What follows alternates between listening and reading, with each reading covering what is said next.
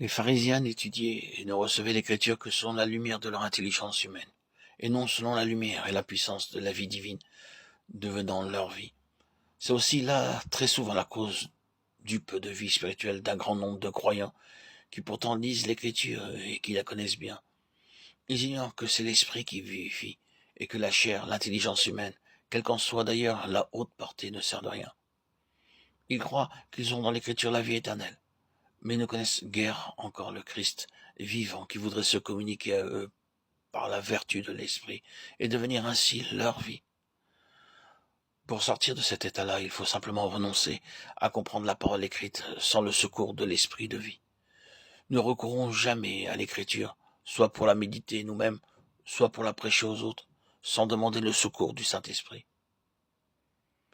Avec adoration, commencez par regarder d'abord à Dieu, le priant de renouveler en vous l'action de son esprit, et puis en silence et avec foi, abandonnez-vous à la puissance divine qui demeure en vous, et comptez sur elle pour vous faire recevoir la parole, non seulement par l'intelligence, mais par la vie spirituelle qui est en vous.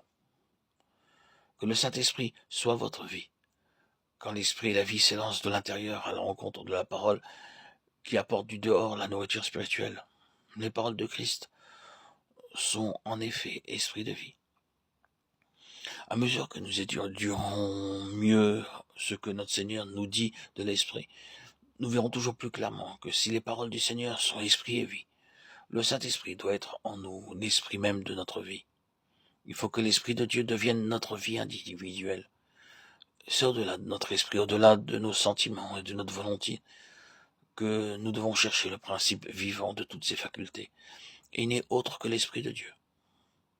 Quand nous saurons bien qu'aucune de nos facultés humaines ne peut atteindre à l'esprit de vie qui anime les paroles de Dieu vivant et que nous compterons uniquement sur l'Esprit Saint en nous pour nous les faire recevoir et comprendre, pour en faire la vie de notre vie, nous saurons aussi ce que signifient ces mots. C'est l'Esprit qui vivifie. Nous reconnaîtrons alors que pour recevoir les paroles qui sont esprit et vie, il faut que nous possédions en nous l'esprit de vie, que c'est alors seulement qu'elles nous révéleront leur signification, qu'elles nous communiqueront leur vertu divine en s'adressant à l'esprit et à la vie qui demeure en nous. Oh mon Dieu, de nouveau je te remercie de ce que l'esprit demeure en moi. De nouveau je te prie humblement de me faire réaliser sa présence, de me faire comprendre l'œuvre divine qu'il poursuit en moi. Enseigne-moi à croire qu'il est en moi la source et le développement de toute vie divine, le gage de tout ce que Dieu veut voir en moi. Alors je comprendrai qu'étant esprit de vie en moi, il suscitera dans mon esprit une soif nouvelle pour la parole de Dieu, qu'il m'assimilera à cette nourriture divine, qu'il la fera devenir en moi vie et puissance. Pardonne-moi, mon Dieu, d'avoir trop cherché à saisir tes paroles qui sont esprit de vie, en comptant pour cela sur mon intelligence humaine et mes propres facultés, que j'ai été lent à comprendre que la chair ne sert de rien. Mais à présent, je veux l'apprendre et le savoir.